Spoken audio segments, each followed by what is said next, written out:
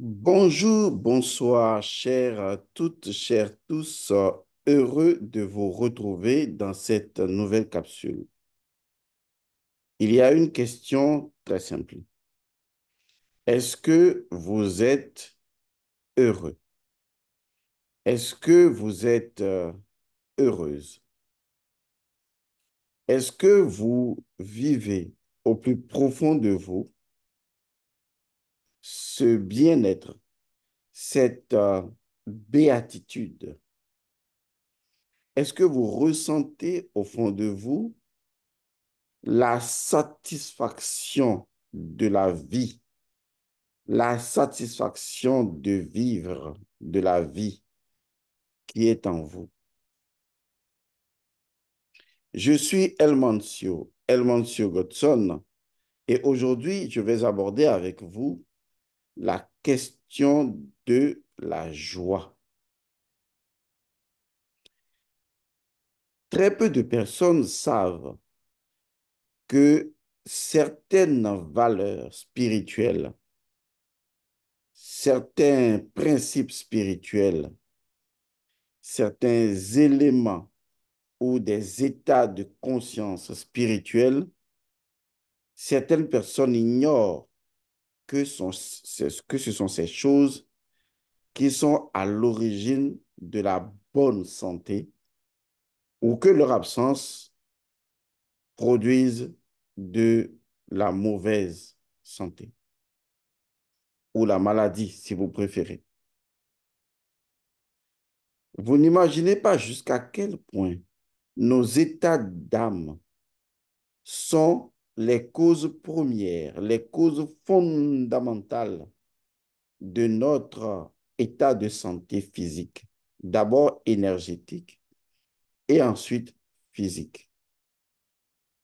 Je vous ai toujours rappelé une chose, il est de la nature d'une énergie de se densifier. Il est donc important de comprendre que vos émotions, vos sentiments, vos désirs sont obligés de devenir tangibles, car cela fait partie de la gravité spirituelle des idées, de devenir des sentiments, des émotions et de devenir des faits. Ce que je voudrais dire par là, c'est que votre corps est souvent malade, non pas à cause des microbes, à cause des bactéries ou à cause des agents infectieux qui jouent un rôle secondaire, mais votre corps physique est malade à plus de 80% simplement à cause de vos états d'âme. Et de la même manière, vos états d'âme peuvent vraiment aider, peuvent vraiment créer en vous une véritable santé et une guérison physique.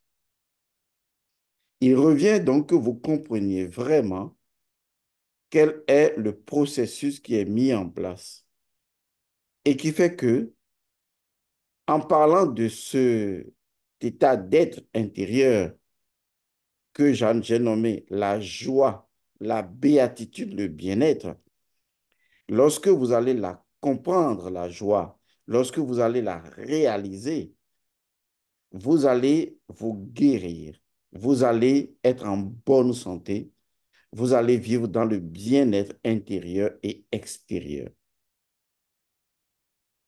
La joie, ce n'est pas une émotion. La joie, ce n'est pas un désir.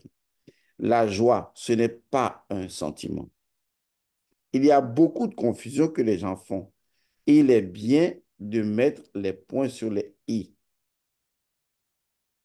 De la même façon, les gens font la confusion entre la vie et l'existence.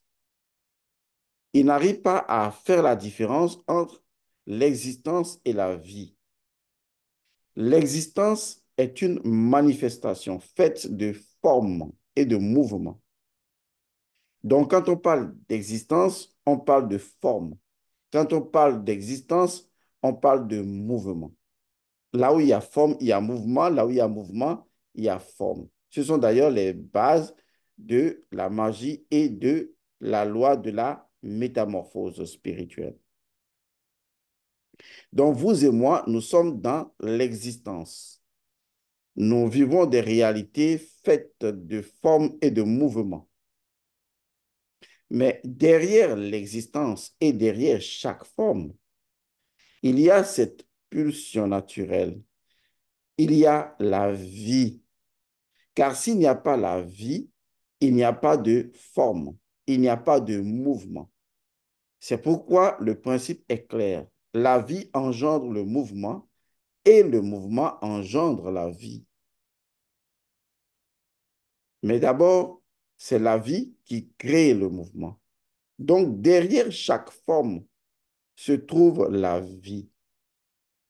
La vie, c'est l'essence absolue, indescriptible, qui se trouve derrière chaque forme.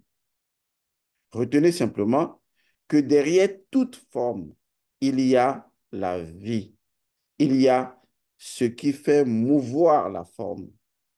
Que ce soit une feuille, un arbre, une pierre, le soleil, la lune, un vêtement, même les mots que vous utilisez font partie de l'existence faite de formes et de mouvements. Et derrière chaque forme et derrière chaque mouvement, il y a la vie. C'est la vie qui donne la forme et le mouvement, c'est la vie qui crée la forme et le mouvement, c'est la vie qui dynamise la forme et le mouvement. Donc, il faut vraiment que vous fassiez la différence entre la vie et ce que la vie produit et à travers lequel ou laquelle la vie se meut. C'est l'existence. La vie crée l'existence et la vie se meut à travers l'existence parce que ainsi est la vie. Elle est immanente, elle est transcendante. Par son immanence, la vie est à l'intérieur de chaque forme et par sa transcendance, la vie va au-delà de la forme et du mouvement et donc peut se générer au-delà de la forme et du mouvement. On revient donc au principe de base, la vie engendre le mouvement et dans cet élan ondulatoire, le mouvement également engendre la vie. Donc, une fois que votre conscience est arrivée, je dis bien votre conscience est arrivée à discerner, parce que c'est le premier point de sagesse, à discerner entre la vie et son existence, qui n'est que le véhicule pour faire passer la vie d'une réalité, disons, statique à une réalité dynamique, à partir du moment où votre esprit peut faire la différence entre la vie et l'existence, entre la vie et son mouvement et forme, à partir du moment où votre conscience arrive à synthétiser cette vérité, ça veut dire que n'importe où vous allez, et quel que soit ce que vous voyez une réalité duelle. Vous êtes dans ce que j'appelle la dualité constructive, la dualité lumière.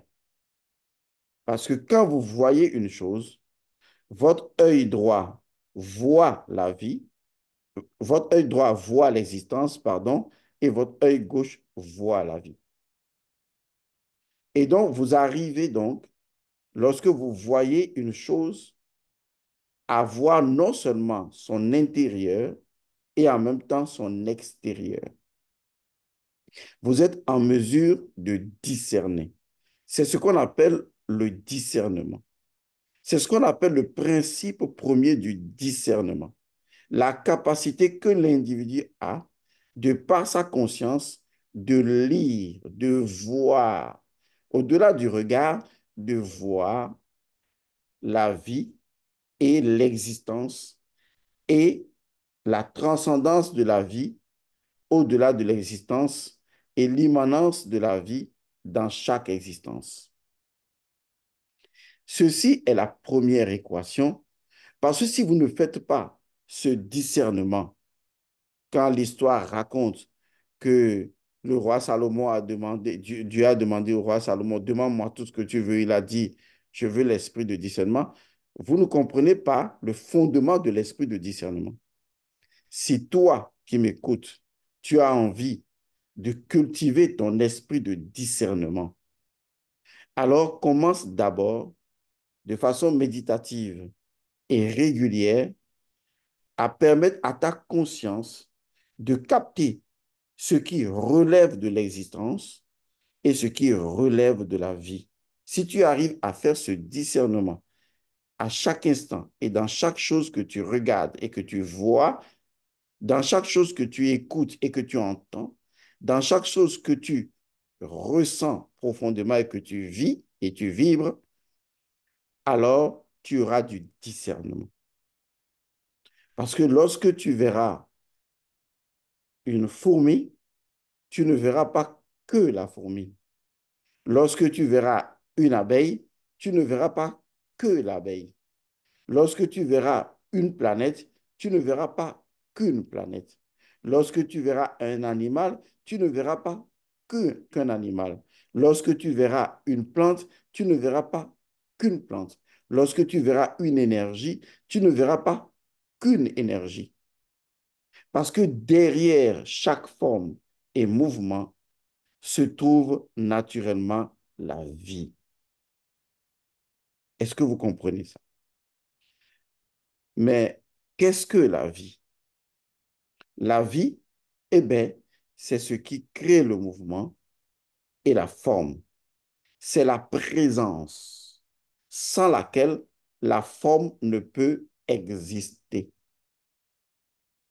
Est-ce que vous comprenez ça? Pour être plus clair, une forme existe. Forme et mouvement existent. Et le fait même de dire existe suppose donc présence. Donc, on va dire plutôt forme et mouvement où l'existence est présente.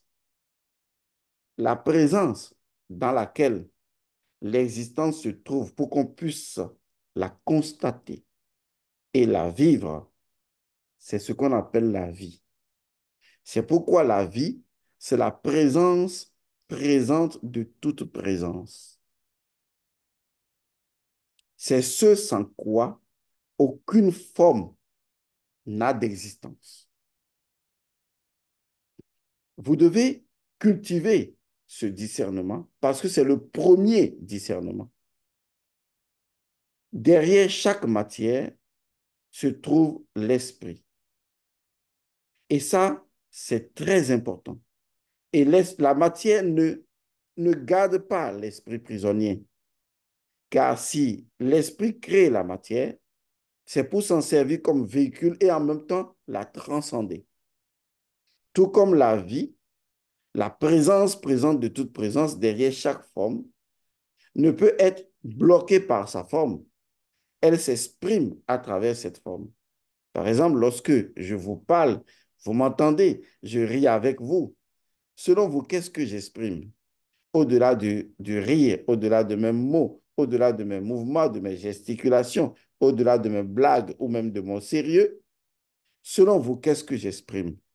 J'exprime les vagues vivantes de la vie. J'exprime la vie. C'est très important de comprendre ça. Donc, votre esprit doit être en mesure de capitaliser cette information, la différence nette, absolue entre la vie et l'existence, et le rôle de l'existence par rapport à la vie, et l'immanence et la transcendance de la vie par rapport à l'existence. Une fois que ceci est fait, vous ne confondrez jamais vos pensées à ce que vous êtes. Et vous n'allez jamais confondre vos émotions et vos sentiments à votre âme. Vous ne direz pas que mes émotions sont l'âme. Non. Vous ne pourrez pas faire cette confusion-là. Vous n'allez pas confondre vos pensées à vous. Du genre, vous pensez mal, vous agissez mal, et donc vous allez vous voir mal. Non. Il y a une différence entre ce que vous pensez et qui vous êtes vraiment. Vous n'êtes donc pas vos pensées, vous n'êtes pas vos émotions, vous n'êtes pas vos sentiments, vous n'êtes pas votre corps. Vous êtes justement la présence, présente de toute présence.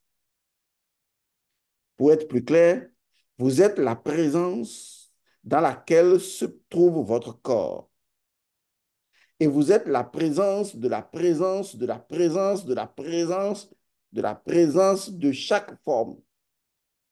Car si votre corps se trouve dans votre cap, qui se trouve dans votre corps astral, qui se trouve, vous voyez, ce sont des formes.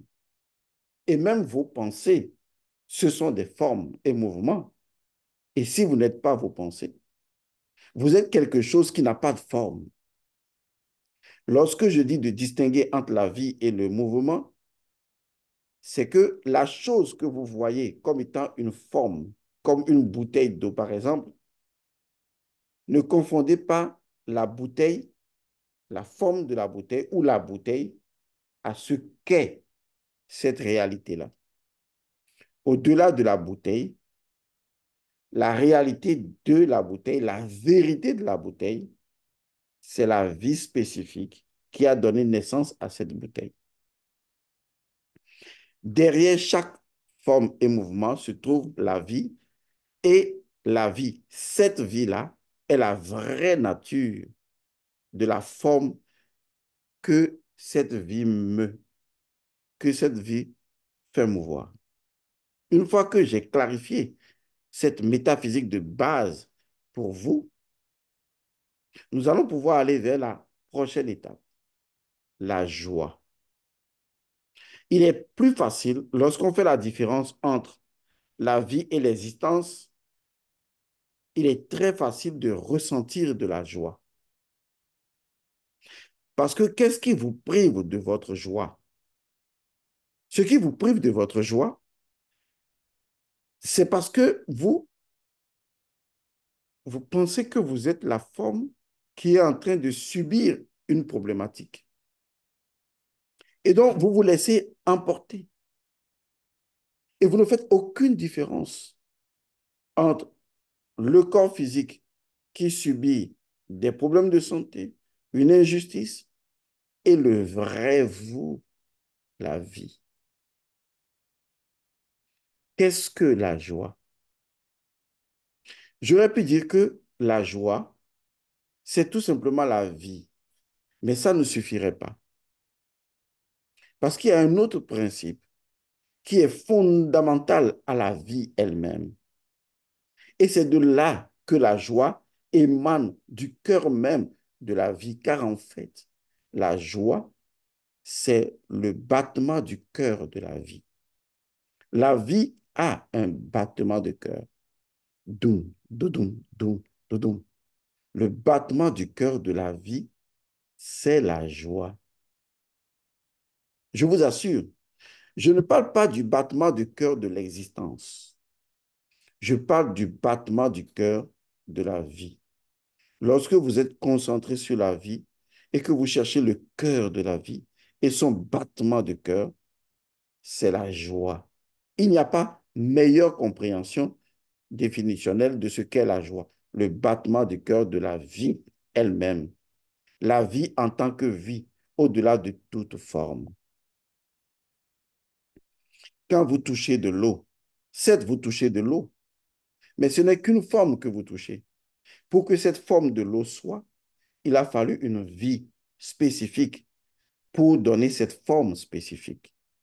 Cette vie, c'est la vie tout simplement. Et son battement du cœur, c'est la joie. C'est important de comprendre mon message, car le battement du cœur naît de l'interaction que la vie a sur elle-même. Lorsque la vie agit sur la vie, à travers la vie, le cœur naît, le battement du cœur commence. Et ce battement du cœur, c'est l'amour. Car au fond même de l'amour se trouve la joie. C'est ce que j'appelle la joie de l'amour.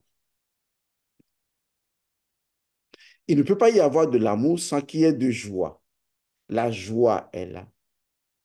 Vous êtes créé par la joie. Vous êtes engendré par la joie. Tous ceux qui sont nés de l'amour divin sont nés de la joie divine. Car c'est par la joie, dans la joie, avec la joie, que chaque créature, que chaque création, que chaque créateur est apparu en tant que forme et mouvement dans les battements du cœur multiples et multiformes de la vie elle-même. Vous êtes une forme derrière laquelle une vie bat son cœur. Et vous êtes cette joie qui fait vivre votre existence. Lorsque les gens me saluent et que je salue les gens, ils me disent, Monsieur Godson, bonjour. Et je leur réponds, bonjour, comment vous allez bien de chez bien? Ils disent, oui, mais je vais bien, mais bon, et il y a quelques petits problèmes. Je dis, non, vous allez toujours bien. Parce que nul ne peut arrêter les battements du cœur de la vie. Que vous viviez dans votre existence ou que vous mouriez dans votre existence, vous ne pouvez empêcher le battement du cœur de la vie. Non, ce n'est pas possible. Parce que la vie vit et vibre de son battement de cœur, de sa propre joie. Parce que ce qui émane de cette joie, ce qui fait émaner cette joie, ce qui est la source même de cette joie, c'est que la vie suffit à la vie. La vie se suffit à elle-même. La vie suffit. Et c'est parce que la vie se suffit à elle-même que la vie a décidé de déborder de la vie. Et ce débordement de la vie, on l'appelle existence. L'existence, c'est le débordement de la vie. C'est la vie lorsqu'elle a atteint son illumination. Car si la vie n'avait pas atteint sa propre illumination, si la vie ne suffisait pas à la vie ne pouvait pas créer. Vous avez toujours lu dans les Écritures, au commencement, l'Esprit de Dieu, la pensée divine planait sur les eaux.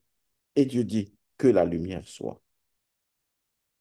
Au cœur de la vie se trouve l'interaction entre la matière et l'esprit.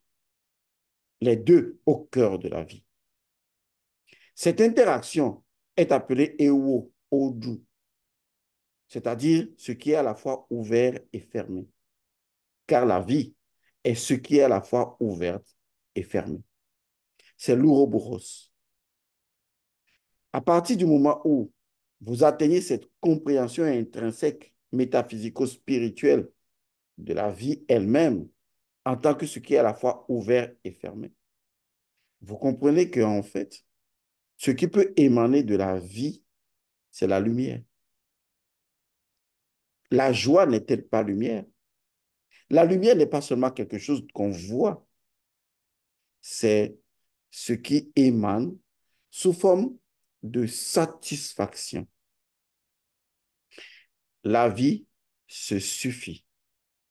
La vie suffit à la vie. La vie suffit. C'est de cette profondeur de la vie, de son battement de cœur, de sa joie de vivre, que nos ancêtres ont émané un son millénaire qui a fait bouger toutes les civilisations et qui a permis d'apaiser tous les cœurs, même les conflits les plus extraordinaires des mythes et légendes, même les vibrations les plus tumultueuses, les plus convulsionnelles de toute la création. Nos ancêtres ont dit Tep, oh Tep, oh Tep. Tout simplement, au-delà de la paix. Qu'est-ce que ça signifie, Hotep? C'est une initiation, un rituel. Lorsqu'on invoque les testicules de Seth, on invoque également l'œil de Russe. Ce sont les deux éléments du contentieux. Ce sont les deux Owo Odu, ce qui est ouvert et fermé. Car l'œil de Russe est ce qui est ouvert, les testicules de Seth, ce qui est fermé. Les deux sont les éléments du vaudou. Les deux sont les éléments du contentieux. Les deux, lorsqu'on les invoque, ça fait Otep. Sois satisfait. Nos ancêtres ont toujours permis que le battement du cœur de la vie soit respecté. Et c'est du battement du cœur de la vie qu'ils ont reconnu le son de ce battement de cœur. Et ce son, c'est Hotep, Hotep, Hotep. Ça vient du battement du cœur de la vie. Et c'est la joie. Lorsque vous avez cette conscience lumineuse du mot Hotep, de sa transcendance, de sa compréhension, lorsque vous discernez entre la vie et l'existence et que vous entendez les battements du cœur de la vie et que vous êtes connecté à ce battement du cœur, sachant que ce battement du cœur de la vie, c'est la vie agissant sur la vie, à travers la vie, parce que la vie suffit à la vie. La vie se suffit, la vie suffit. Alors, vous tombez dans ce que les religions importées ont appelé la béatitude.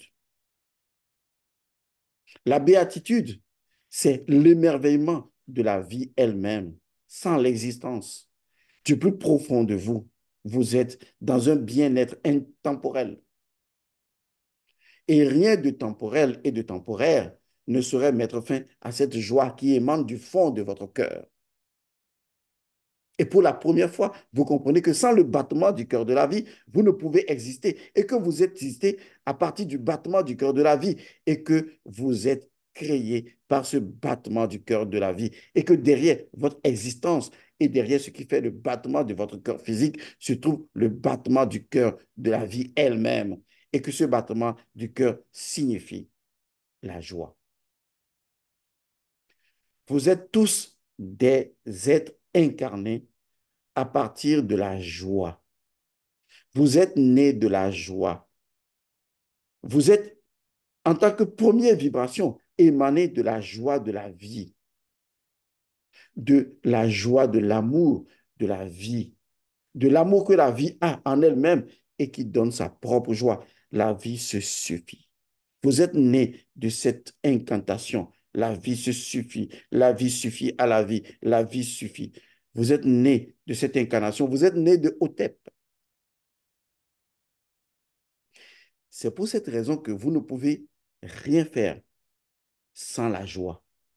Vous ne pouvez pas sourire sans que cela provienne de cette joie intérieure, de cette joie inconditionnelle, inattaquable, intemporelle, transcendante, de cette joie immanente et transcendante de vous. Vous ne pouvez regarder une personne sans que cette joie soit la source de votre regard. Vous ne pouvez pas manger sans que cette joie soit la source de votre désir de manger. Lorsque vous allez retrouver la joie de la vie ou la joie de vie de la vie elle-même, alors pour la première fois, vous allez dire, je vis. Autrement, si votre pseudo-joie, qui n'est en fait que du plaisir, et à la suite la souffrance, ça va, ça vient, dépend des événements de la vie, des circonstances extérieures, alors vous ne vivez pas, parce que vous ne vibrez pas, vous êtes vécu, vous êtes dominé par l'existence. Alors qu'en fait, le but de l'existence, c'est de servir de véhicule à la vie. Et la vie, dans son immanence, pour que la vie devienne sa propre transcendance. Mais vous, dans votre existence, vous retenez la vie parce que vous voulez retenir des conditions de vie. Vous voulez assujettir la vie à des conditions de vie et vous êtes malheureux. Vous êtes triste. Non, vous n'êtes pas malheureux, vous êtes le malheur. Vous n'êtes pas triste, vous êtes la tristesse. Et vous pensez que cela affecterait la vie? Posez-vous la question autrement. Est-ce que votre tristesse, votre mal-être intérieur empêche la Terre de tourner autour du Soleil? Est-ce que cela empêche les battements du cœur de créer encore une infinité de formes de vie à travers la vie? Non. Ça veut dire que la seule personne qui fait preuve de sottise et d'idiotisme dans cette affaire, c'est vous. Parce que vous avez refusé simplement de vivre la joie inconditionnelle qui est à l'intérieur de vous. Vous voulez toujours être heureux par rapport à quelqu'un. Vous voulez toujours être heureux par rapport à quelque chose. Vous voulez toujours ressentir la joie dans une certaine condition. Et pourtant, le battement du cœur de la vie n'est associé à aucune condition. Pourquoi ne pas être juste heureux? C'est tout. Je sais que cela peut ressembler à de la folie. Oui, je vais juste être heureux, mais il me faut quelque chose pour être heureux. S'il vous faut quelque chose pour être heureux, comme de la drogue, par exemple, vous êtes drogué. S'il vous faut une condition de la vie pour être heureux, par exemple, c'est que vous êtes vécu par cette condition de vie. Cette condition de vie a volé votre vie. Oui, si je ne trouve pas le bon appartement, je ne serai pas heureux. On s'en fout. L'appartement a volé ta vie et ta joie. Si je n'ai pas le salaire conséquent, je ne serai pas heureux. On s'en fout. Vous êtes libre de ne pas l'être. Mais votre salaire a volé votre joie de vivre. Est-ce que vous comprenez une once même de ce que je vous dis? Si vous ne trouvez pas le mari ou la femme que vous voulez, vous n'êtes pas heureux. On s'en fout. À quel moment cela a-t-il empêché la terre de tourner ou le battement du cœur de la vie de vivre?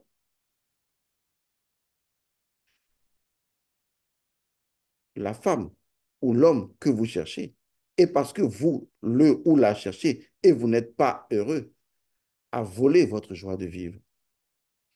Si vous n'avez pas la voiture que vous voulez, donc vous êtes malheureux. Si vous n'avez pas la santé que vous voulez, vous êtes malheureux. Si vous n'avez pas, arrêtez. Toutes ces choses vous volent le battement de cœur de la vie. Vous volent le battement de cœur de votre vie. Alors, est-ce que vous savez ce qui va se passer après? C'est que votre cœur va commencer à souffrir. Votre cœur ne va pas que souffrir au niveau de sa vibration, car derrière le cœur physique se trouve le cœur spirituel de la vie. Le cœur va commencer dans son effusion énergétique à se disloquer dans sa fréquence, dans son énergie, dans sa vibration.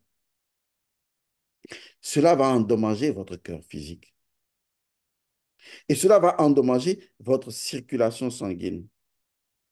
Parce que tous les anciens métaphysiciens et les nouveaux savent une chose qui est incontournable à la métaphysique, c'est que le sang qui coule dans vos veines est égal, vous voyez, est égal à la joie.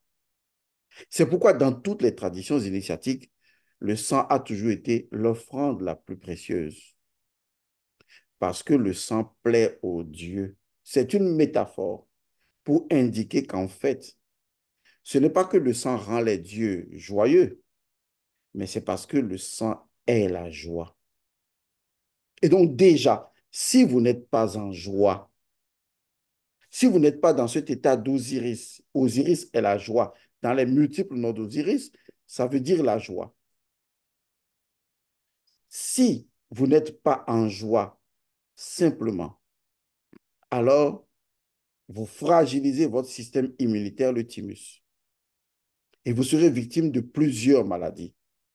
Votre sang va être souillé, infecté. Votre sang n'exprimera plus la joie. Et votre sang sera incapable de faire vibrer la lumière de votre âme, qu'on appelle amour. Car l'amour, c'est amoura. C'est la oura de l'âme. C'est la lumière de l'âme. C'est l'émerveillement de l'âme. C'est l'éveil de l'âme qui est l'amour. Alors, je reviens encore à cette question. Est-ce que vous décidez maintenant, là, tout de suite, sans sauter les étapes, est-ce que vous choisissez l'esprit de discernement? Pas la joie d'abord, l'esprit de discernement. Parce que si vous n'avez pas la sagesse, l'esprit de discernement, alors vous n'avez rien. Parce que vous ne saurez même pas faire la différence entre ce qui est intérieur et extérieur, ce qui est joie et que vous confondez au plaisir. Les gens recherchent aujourd'hui tellement de plaisir et ils en veulent encore et encore. Mais derrière chaque plaisir se trouve une grande souffrance, par l'absence même de ce plaisir, puisque le plaisir est temporel, il est éphémère, il prend naissance et puis il part et laisse automatiquement une souffrance. Et si en réalité vous trouviez la joie,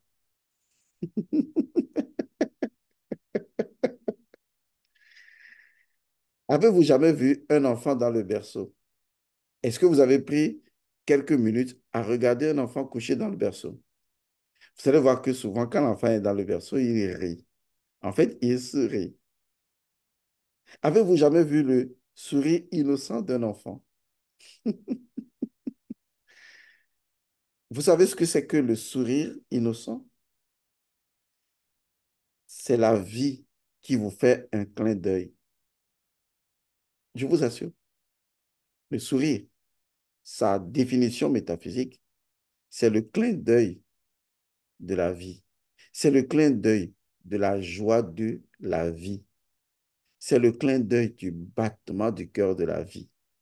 C'est pourquoi les sourires nous ont toujours émerveillés.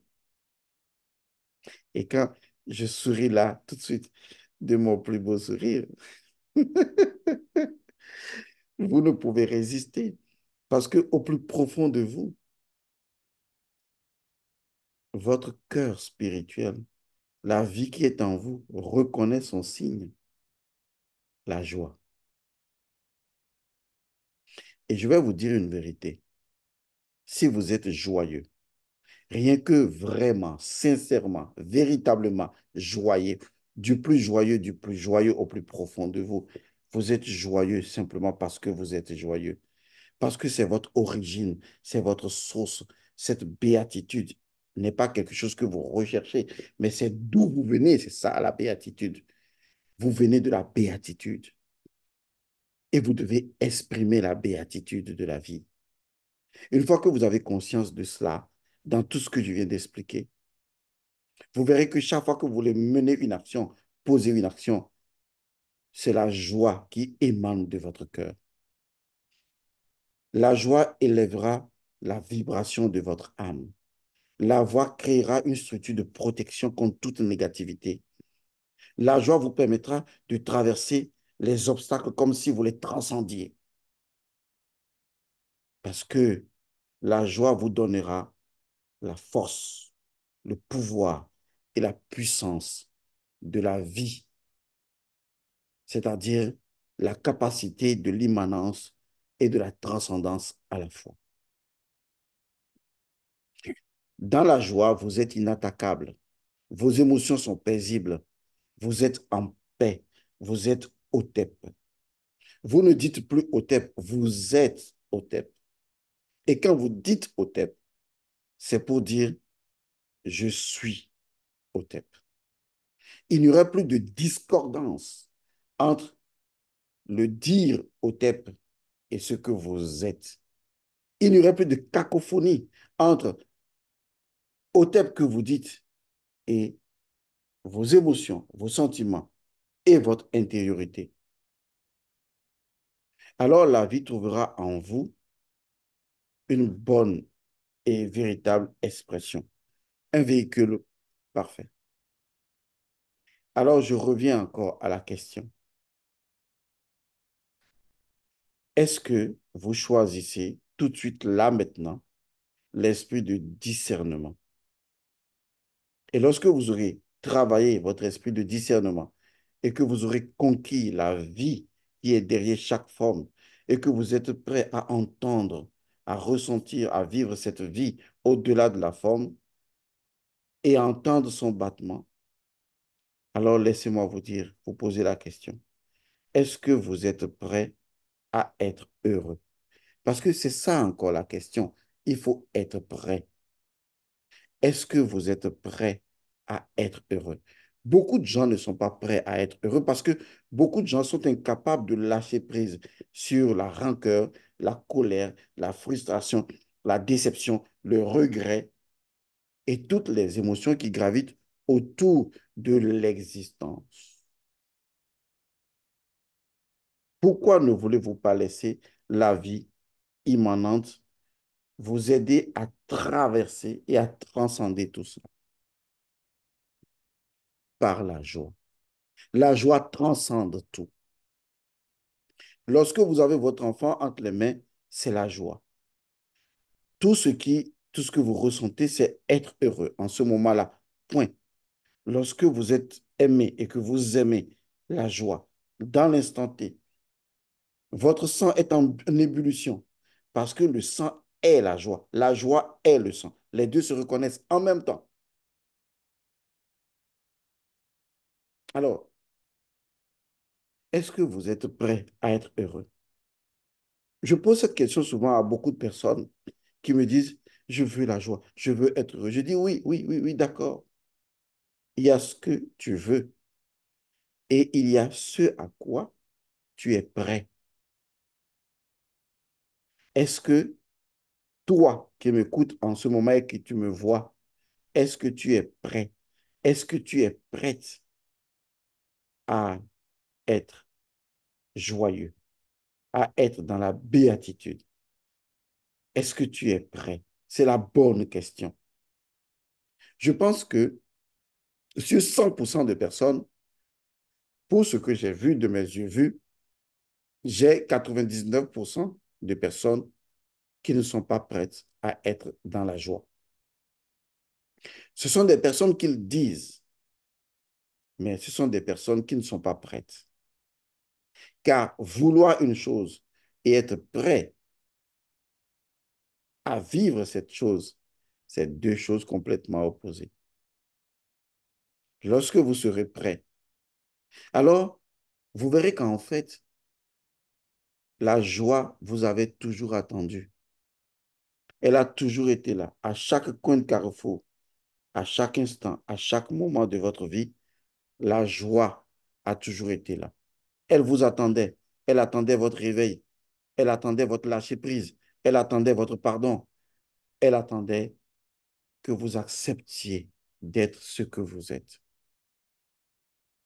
Le battement du cœur, les battements du cœur de votre vie vous attendent.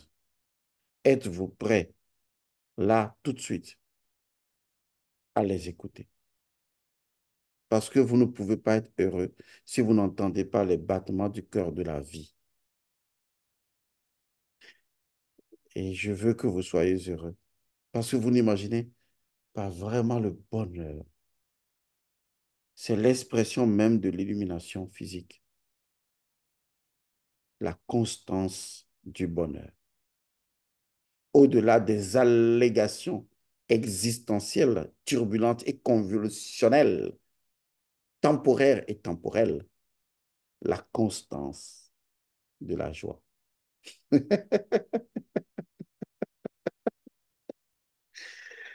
Punaise! Toi, je t'adore, Gatson. Tu sais ça? Tu es ma joie de vivre. Je t'aime. Je t'aime plus que Dieu. Je t'aime, toi. Je t'aime, je t'aime, je t'adore, toi. Toi, le vrai toi, je t'aime vraiment.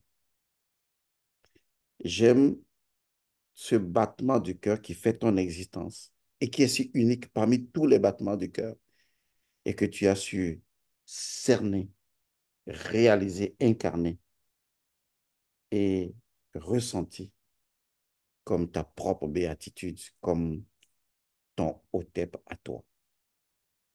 Vous avez bien compris, n'est-ce pas? OK. Laissez-moi vous annoncer donc une bonne formation. C'est la formation Le Code Atum. Pourquoi j'en reparle encore? C'est parce que depuis plusieurs mois, je vais le dire, ou même plusieurs années, les personnes nous disent, nous voulons savoir comment on fait la cérémonie de sortie de l'enfant. Et je vous assure que nous sommes inondés par les demandes de cérémonie de sortie de l'enfant, puisque nous faisons les cérémonies de sortie de l'enfant à distance ou à tout moment. La cérémonie de sortie de l'enfant est un rituel, une cérémonie permettant à un enfant qui vient de naître d'être introduit au cœur de la communauté et de retrouver son équilibre entre le magnétisme et l'électricité. Ce qui fait que l'enfant sera vraiment stable et ancré. La plupart du temps, les enfants qui sont nés métis ou sans mêlés ont besoin, surtout ces enfants ont besoin d'une cérémonie de sortie, c'est-à-dire d'une présentation aux ancêtres et aux énergies à la fois magnétiques et électriques. De la même manière, les enfants qui sont nés ordinairement ont besoin également, quand je dis des enfants ordinaires, je parle des enfants qui sont nés de même tradition, de même culturel, de même sang, c'est-à-dire un Africain. Obligatoirement, vous devez faire la cérémonie de sortie de l'enfant. Vous devez sortir l'enfant et présenter l'enfant au soleil. Du moins, on parle également de présentation à la Lune parce qu'il faut stabiliser son énergie lunaire pour que son énergie solaire puisse éclairer l'enfant. Sinon, si l'enfant n'a pas été stabilisé dans son énergie lunaire, l'enfant deviendra lunatique. L'enfant aura des comportements hallucinants. L'enfant sera pas maîtrisable, il ne sera pas posé et sa spiritualité va en pâtir. C'est la raison pour laquelle, depuis longtemps déjà, nos ancêtres ont toujours fait les cérémonies de sortie. Donc, nous allons faire une cérémonie. Je vais vous montrer comment on fait une cérémonie de sortie de l'enfant, version simplifiée. Je vais le faire dans la formation Le Code Atum. C'est d'ailleurs dans cette formation que j'avais annoncé la cérémonie de sortie. Donc, durant tout le mois, je dis bien durant tout le mois de juin dans lequel nous sommes, tous les samedis et tous les dimanches à partir de 8 h GMT. Vous avez entendu ma voix? J'ai précisé GMT. GMT, tous les samedis et dimanches à partir de 8 h GMT, nous allons faire une visioconférence dans la formation Le Code Atum pour vous montrer, d'abord pour vous expliquer ce qu'est la cérémonie de sortie de l'enfant et pour vous montrer une forme simplifiée de cérémonie de l'enfant que vous allez pouvoir faire vous-même où que vous soyez dans le monde entier. Je fais également cela en exhortant les différentes communautés qui se sont formées. Par exemple, il y a la communauté de Toulouse, il y a la communauté de Paris, il y a la communauté du Canada, il y a la communauté de la Suisse, etc., etc.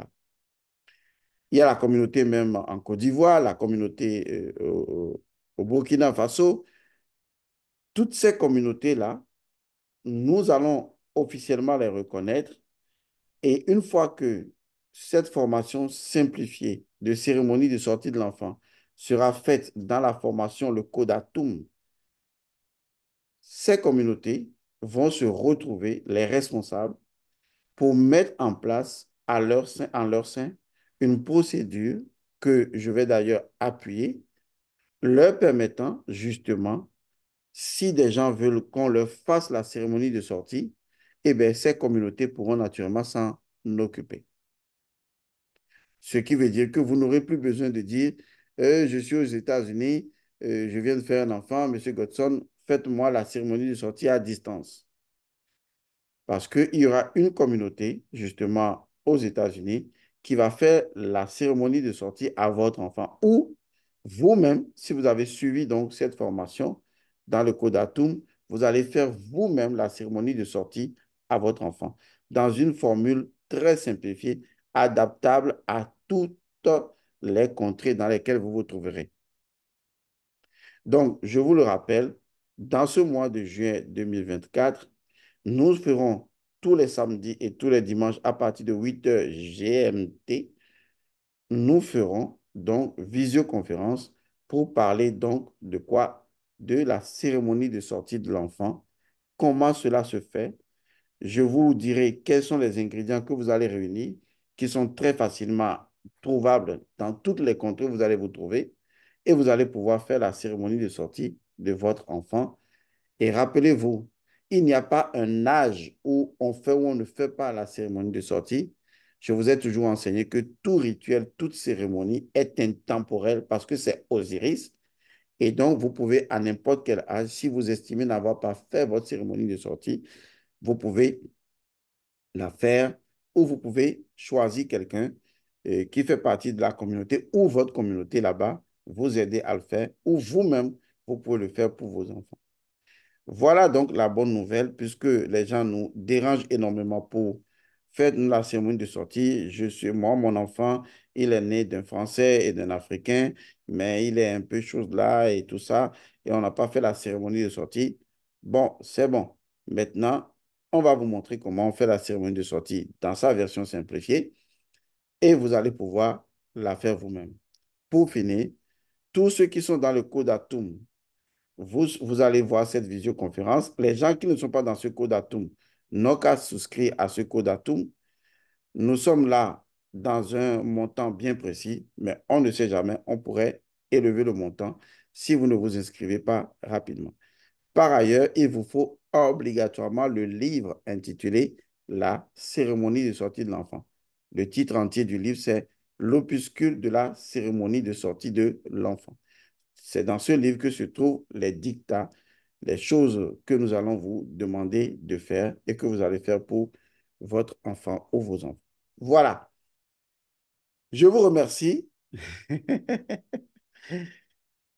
J'espère que vous avez compris le message de la joie. Et je ne peux pas vous obliger à être joyeux. Mais ma mission à moi, c'est de vous rappeler ce que vous êtes vraiment. Vous êtes l'incarnation de la joie. C'est pourquoi vous avez un cœur. Vous avez photocopié par protocolarisation, par ritualisation. Vous avez photocopié le battement du cœur de la vie pour faire votre battement de cœur. Car le battement du cœur, c'est le symbole de la joie. Quand vous entendez le cœur d'un malade qui a failli mourir en train de battre à nouveau, c'est la joie. C'est la danse de la création.